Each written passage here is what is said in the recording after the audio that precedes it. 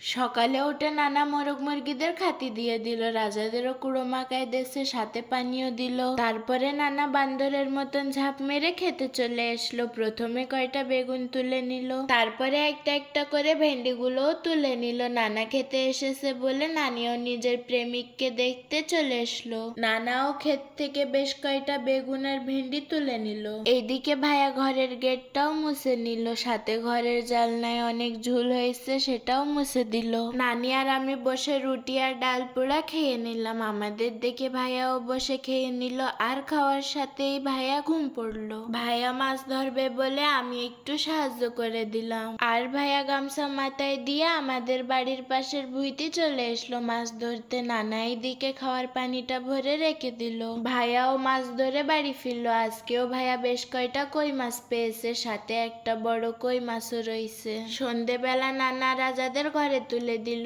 শেষ নানা আমাদের জন্য গুল্লা আর পেঁয়াজি নিয়ে এসেছে। নানা, নানি আর আমি বসে খেয়ে নিলাম। আবার দেখা হবে নেক্সট মিনি ব্লগে। আল্লাহ হাফিজ।